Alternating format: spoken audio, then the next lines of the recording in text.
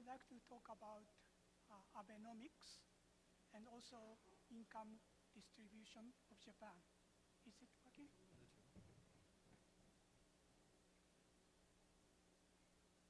Is it working? Hello? Hello? Is it working? Hello? Hello? Okay. Can you hear me now? Okay, thank you very much. So I would like to talk about Abenomics, which is Prime Minister Abe's macroeconomic policy. And also I would like to touch upon income distribution of Japan, how Abenomics had affected to Japanese income distribution. There are three arrows of Abenomics. First one is easing monetary policy. And second one is fiscal consolidation. And third one is structural reform. So I would like to touch upon all those three arrows of Abenomics. First, please look at this figure. This is the money supply, base money, by the Central Bank of Japan. After Prime Minister Abe came into power, you can see this green line had been accumulated, increased a lot. So money supply has been significantly increased after Prime Minister Abe came into power. Currently, governor of the Central Bank of Japan is Mr. Kuroda, who used to be the president of ADBI in Manila. So at the first day of his inauguration at the governor's office, I went to visit him. Then Governor Kuroda's view in those days is he would like to ease monetary policy until the structural reform can be pursued. However, the structural reform of Japan is very slow. That is why he has to keep on increasing money supply like this way. Next, I would like to compare Japan, US, and Europe. Please look at the last column. Last column shows money supply divided by GDP. Monetary base divided by GDP. Japan is in 2016, 80%. Currently, it is 100%. So in other words, central bank base money is the same amount of GDP. Then US 21%, Europe 20%, last column. So you can see Japanese easing monetary policy is extraordinary compared to US and Europe. And money supply has increased enormously. Then we expect easy monetary policy will encourage bank lending. And then economy will recover. This is the figure of bank lending in Japan. Top one is the total money supply, total government lending loans. And second one is the large bank, small banks, and so on. So total bank loans are the blue line. You can see the bank lending is diminishing despite easy monetary policy, which is different from textbook. The major reason of decline of bank loans is not coming from supply of bank loans, supply side. It is coming from demand side of the Japanese economy. Especially so for regional banks, rural banks. In the regions in Japan are facing with aging population. Young people are moving from rural region to big cities, Tokyo and other cities. So loan demand in the rural region is diminishing. And even though the supply side try to increase its loans, demand shift to the left is much bigger. So that is why bank lending has been kept on falling down despite its easy monetary policy. And decline of demand is, you can see here, affecting profitability of regional banks significantly. It used to have great portion of the gap between lending and costs. But now the gap between lending interest rate and costs becomes blue, and it is diminishing. So many Japanese regional banks are facing with very squeezed profits, and their profits are diminishing. However, the banks are not easy to close their windows. So many of the banks are still operating, and that has been reduced their profit margins significantly in many regions. So one of the ways to solve this issue is we have to reduce the number of banks to make them much more efficient. So bank mergers are accelerated by policy in many regions before many of them will face with serious situation. So one of the policies which was in Japan is making is the consolidation of regional banks so that their efficiency will be created and marginal cost curve becomes lower. Next impact to Japanese economy is coming from oil price and natural gas, prices of natural gas. Since 2015, oil price has kept on falling down. Most recently, there's some recovery, but oil price has kept on falling down. That has significantly affected Japanese inflation rate. There are two pie charts. Left-hand side is entire import share of Japanese economy. Then you can see on to the right, about 1/3 of Japanese imports are oil, natural gas, and natural fuels.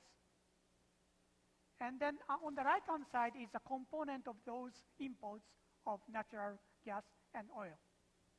About 50% are crude oil.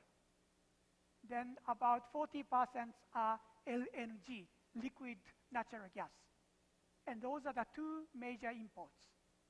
And if those prices are falling down, then that will affect the aggregate supply curve. So aggregate supply curve was kept on falling down. This reduces the rate of inflation of Japan. Monetary policy is seeking for 2% as a goal of rate of inflation. However, because of external factors, drop of oil price, Japanese rate of inflation was kept on falling down. However, Central Bank of Japan was focusing on 2% as a goal of rate of inflation, so they have kept on printing money in the past. This is a very small figure, but I'm comparing the Japanese bubble and also most recent monetary policy. Both cases are very similar in the Japanese economy. Late 1980s, we had experienced a bubble. And then money supply had been increased, and stock price went up almost 3 times, and property price went up almost 4 times as much as before. Why we have experienced the bubble? In those days, Japanese yen had been appreciated very strongly. So import price, including oil, has been dropped significantly. So first column is talking about wholesale inflation. Second column is consumer price inflation. Then if appreciation of yen is keep on going, import price of oil falls down. That will affect, in the first column, in the top, negative growth rate of producer's price index, negative growth rate of wholesale price. That stabilized second column of rate of inflation. So monetary policy in those days are again looking for stability of rate of inflation in column 2. So money supply was kept on pumping in. Then few years later, stock price and housing price went up very high. So the stability of the bubble period of inflation comes from appreciation of Japanese yen and falls of import prices. And recent decline or stability of rate of inflation is coming from falls of oil price. Exchange rates are somewhat stable, but oil price went down almost 1/3. So that has the first column in the bottom, negative wholesale price inflation. That created a very stable rate of inflation and even negative rate of inflation. So in order to achieve 2% rate of inflation, central bank has kept on printing money. That has created almost the same amount as GDP. Base money GDP ratio now is almost 100% in Japan. So the indicators of rate of inflation in case of Japan is often affected by external factors rather than internal domestic factors. During bubble, it was affected by exchange rate appreciation. Currently, the stability of rate of inflation comes from oil price. This can be examined by ASAD econometrics. Aggregate supply on the top has been significantly affected by price of oil. And that becomes much more strong in most recent period. Secondly, the bottom equation, the Taylor rule of Japan. Taylor rule in Japan used to be GDP gap or growth rate of the economy was mainly focused. But after the Abenomics was introduced, inflation rate and GDP are the two targets. And in Governor Kuroda's word, inflation is the key target of monetary policy. In order to achieve 2% goal, monetary policy has been kept on easing down. When I looked at the Japanese economy, many people are talking about money market, LM curve in economics. But my estimation of Japanese economy, the problem comes from IS curve, and it is not the problem of LM curve. When I estimated IS curve, investment in Japan becomes insensitive to interest rate. So in other words, vertical IS curve is the problem of Japan. Despite low interest rate or negative interest rate, Japanese investments are not so going well. One reason is aging population. Consumption of retired people are not affected by monetary policy. They rely on social securities. And that is nothing to do with monetary policy. Social welfare, social securities are fiscal policy. And then their income does not grow so much despite easy monetary policy. Secondly, stronger the companies, they moved from Japan to Thailand, Vietnam, and other Asian countries. So the investments are going on outside of Japan. And because of aging population, unfortunately, demand is not created, so new industries are very slow to be grown. That created vertical IS curve of Japan. So we need structural reform to make this IS curve to downward sloping, like in textbook. Otherwise, whatever the monetary policy is taken, it won't affect the Japanese economy. So the negative interest rate became negative, but there is no encouragement for investment. Next, I would like to talk about Abenomics, these low interest rate policy and aggressive money supply policy. How does it affect to income disparities between top income of 10% and lower income people? This is the ratio between top 10% divided by low 10% of Japanese economy. So top 10% divided by low 10%. Then the figures are about 10%, around 10%. Sometimes 9%, sometimes 10.5%. So those are the changes. As you can see here, the disparity between top 10% divided by bottom 10% sometimes goes down, sometimes goes up. And it turns out it is very much affected by stock price. And when the economy is in downturn and stock market are not doing very well, then disparity has diminished. And when the stock market is doing very well, then the disparity goes up. So after the Abenomics came into power, you can see some trend is going up because stock market in Japan is doing very well. And also Japan has to mitigate those income disparities by introducing very heavy progressive tax system.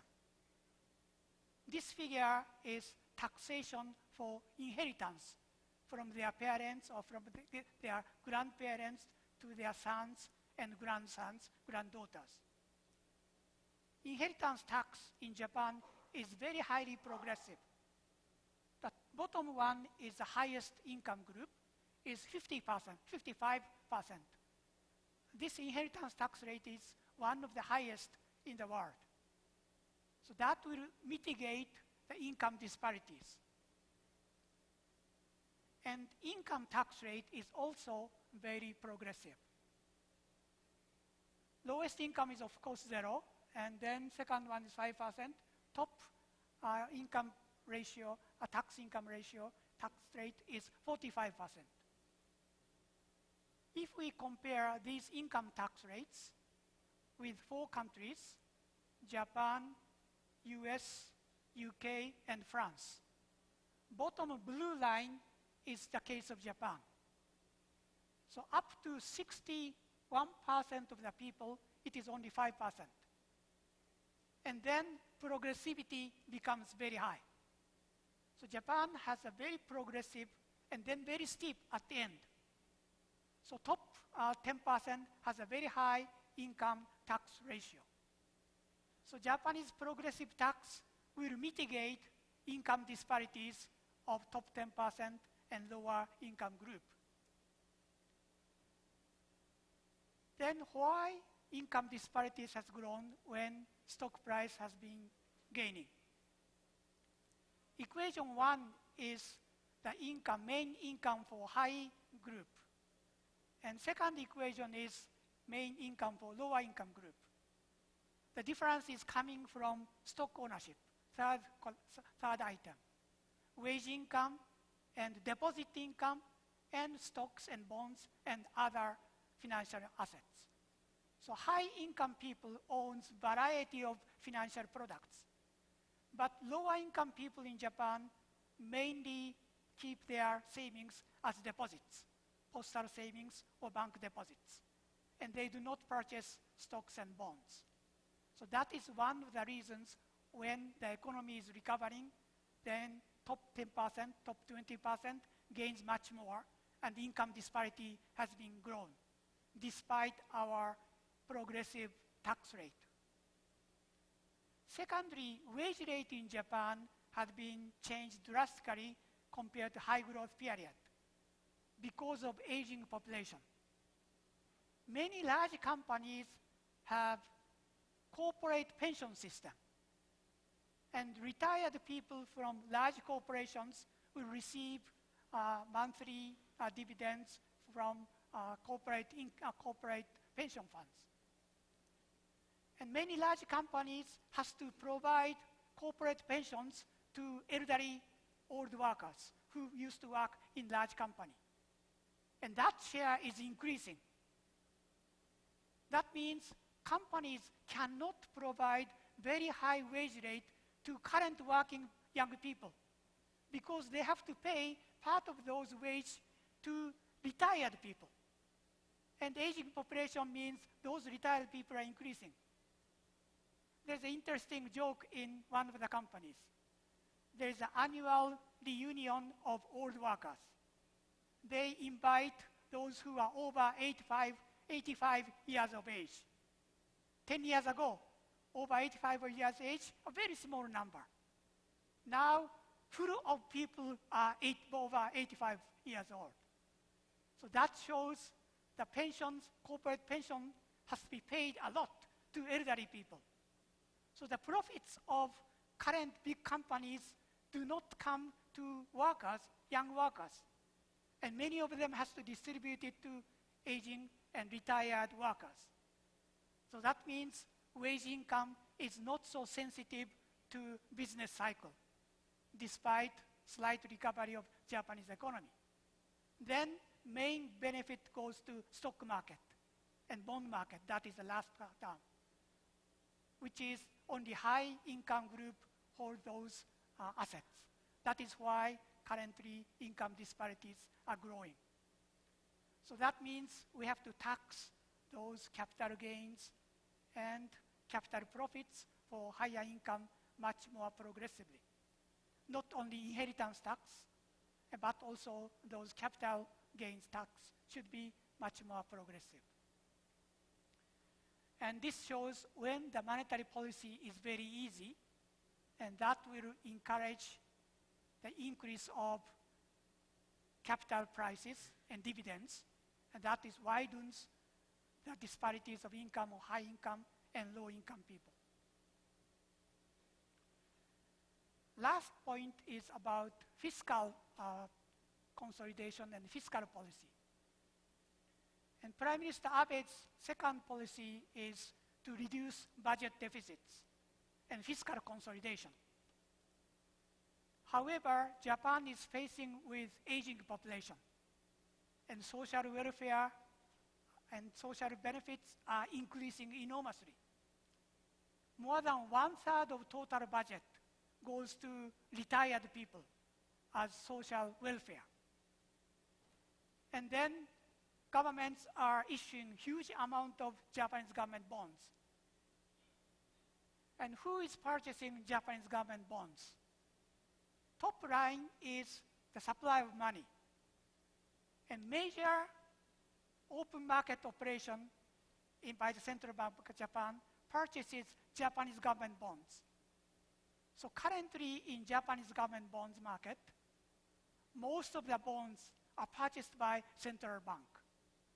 That is why Central Bank can keep the negative interest rate policy. And Central Bank is a major purchaser of Japanese government bonds. And this is debt to GDP ratio of international comparison. If population is aging, then social welfare and medical care will keep on increasing. Then left-hand side top is Japanese debt to GDP ratio. It is close to 240%. Second highest is Greece. And many people know Greece went into bankrupt. And Japanese debt to GDP ratio is much higher than Greece, but still sustained. What are the difference between Japan and Greece? That is related to the bond market of Japan and Greece. Left-hand side is Japanese government bond market. Right-hand side is Greece government bond market. Major difference between the two countries are Japanese government bonds are mainly held by domestic investors, including domestic central bank.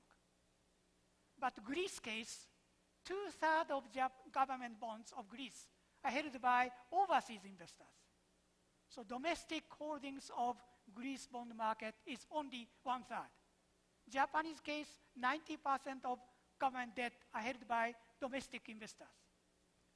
So upward sloping curve is demand for government bonds, and straight line is supply of government bonds. Both Japan and Greece, supply of government bonds are increasing. So vertical axes are shifting to the right. Japanese case, demand were also increasing because banks do not have many customers to lend. So banks started to hold Japanese government bonds. Insurance and pension funds are growing, and they are mainly investing into Japanese government bonds. And lastly, the blue line is the Central Bank of Japan. And currently, Central Bank of Japan is purchasing enormous amount of government bonds. Then you can see in the blue line, interest rate becomes negative. And Japan Central Bank is now adopting negative interest rate. Then if the bond interest rate becomes negative, nobody wants to hold the Japanese government bonds. So currently, short-term government bonds and medium-term government bonds are only held by central bank. And other investors are not investing into short-term and medium-term government bonds. But on the left-hand side, Japanese bond markets are very stable and interest rates are diminishing. On the other hand, in Greece case, 2/3 of investors are foreign investors. Then they are very easy to move away from Greece bond market. So this demand curve shifts to the left because demand will be diminishing and foreign investors are flying away from a Greece bond market when the Greece economy becomes uncertain. So as you can see, the interest rate on the right-hand side, Greece bond market will become very high. So this is the interest rate of the Greece, is the green one. Interest rate in crisis period went up about 30%. In the bottom one, blue line is Japanese interest rate. Despite huge budget deficits, Japanese interest rates were very stable, which was shown in these two figures. So I think that very important, the stability of the bond market, which can sustain the huge budget deficits. Then, as I mentioned, Japan has introduced negative interest rate policy. So this is the Japanese bond market. Left-hand side is short-term. Longest term is 40 years. We have short-term up to 40 years maturity of government bonds. Then you can see in the bottom, this is 2016. Red line is the yield curve of short-term to long-term of Japanese interest rate.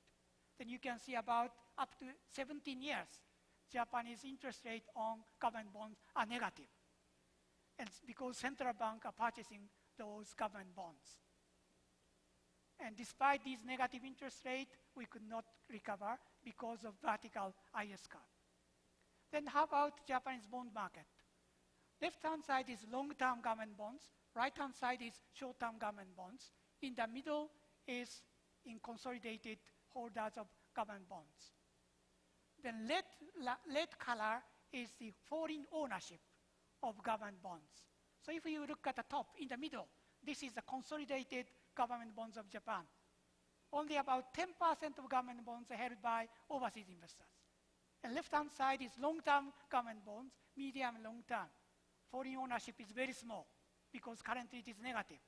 But in the short-term government bonds, foreign ownership is about 50% because they are looking at exchange rate volatility and selling and buying very short term. So there are lots of fluctuations in short-term bond market is coming in Japanese bond market. And lastly, I would like to talk about aging population and monetary and fiscal policy. Japan has been implementing very easy monetary policy as we have seen. But my research shows when the population is aging, effectiveness of monetary policy diminishes. Secondly, Keynesian type fiscal policy, its effectiveness also diminishes strongly. The main intuitive reason is the following. In our population, more than 1/3 are retiring. Then even if monetary policy becomes easy and corporations may be benefited, they are not working in the corporations. Retired people are receiving social welfare and pensions. And they are not related to monetary policy. So aggressive monetary policy and low interest rate, negative interest rate cannot affect the income of elderly people, and those populations are increasing. And bonuses are regulated because even the company has to contribute to their old workers by corporate pensions. So current young people do not enjoy so much about effectiveness of monetary policy, and then retired people are outside of those impacts. So that is why effectiveness of monetary policy strongly diminishes. And Keynesian fiscal policy. Retired people are already outside of the job. So they are not looking for jobs. So even if Keynesian type fiscal policy to increase rate of employment, it will not affect retired people. And that is why effectiveness of monetary and fiscal policy diminishes. And this is the aging population of Japan. Top is Japanese aging population. Then Korea is following, and China, Thailand, and Vietnam. So many Asian countries are following Japan. So if Japanese experience can be applied to Korea, the effectiveness of monetary and fiscal policy will diminish. So we cannot rely on traditional macroeconomic policy. This is an increase of social welfare in comparison to total government budget expenditures. More than 1/3 of government spending are headed to retired people, elderly people. And this DSG model, a young working population and retired population, and I'm using that continuous model to change the demography. Then output of the economy will diminish, and consumption will become diminished by aging population. Lastly, how could we sustain these fiscal conditions? We often look at normal condition, and we compare interest rate and growth rate of the economy. If growth rate of the economy is higher than rate of interest, the economy can be sustainable. But if interest rate is higher than growth rate of the economy, then the economy budget deficits will explode. This is a very famous Doma condition. Japanese case, Doma condition has been violated more than 20 years. However, it is still sustained because Doma condition is obtained from supply side of government bonds. In other words, government budget constraint, and Doma condition is induced from those government budget constraint. So they are not looking at demand side of government bonds. If we look at the demand side of the government bonds together with supply, government budget constraint, then the stability condition will be drastically different. Sorry, there are many messy equations. So the solution for the stability, sustainability of government budget deficits is simultaneous achievement of expenditure and tax revenue. And then we have to look at 3 components. One is debt to GDP ratio, deficit to GDP ratio, and GDP gap. Those are the 3 targets, and government spending and tax revenue has to be simultaneously maintained. Then if that rule can be adopted in Japanese economy, then government spending will become blue line, and tax revenue will increase by red line, and then the fiscal deficit will start to converge. Lastly, I would like to talk about 2 structural reforms, very important structural reform based on my model. In order to keep the economic sustainability, we have to postpone our retirement age in the model. So if many people will keep on working in the labor force, but wage rate has to be determined by productivity, marginal productivity. Japanese case, large companies are introducing seniority wage rate. So that is not good for the society. So economic wage rate has to be based on productivity, and then make the people to work as long as possible. And due to technological progress, robot, and many IT, elderly people can keep on working in many manufacturing industries and other businesses. So in case of Japan, robot has been developed significantly, so that will help the old people to keep on working in their job market. So that is the first key for important. So make the people postpone the retirement age, and then they make them to work as long as possible. If everybody can work until the day before they die, we don't need any social welfare or pensions. So I think we should make the people to work as long as possible. And Japanese survey says more than 80% of Japanese would like to keep on working as a labor force. Lastly, I think education reform will be very important. And in continental Europe, Germany, France, Sweden, tuition for university is, if I'm correct, 0. And that will mitigate the income disparities and levels of education. I was strongly advocating Japan should introduce continental European style of education. And Prime Minister Abe has took over our ideas. Now, Tokyo Metropolitan Government in Japan is providing free benefits up to high school.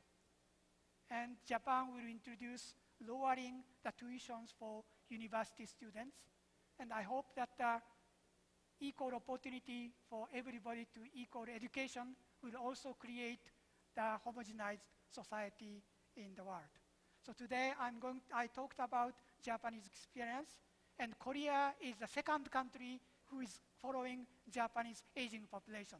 So I hope Japanese lessons can be learned a lot by Korea, and hope Korean economy and all Asian economies will recover very well. Thank you very much.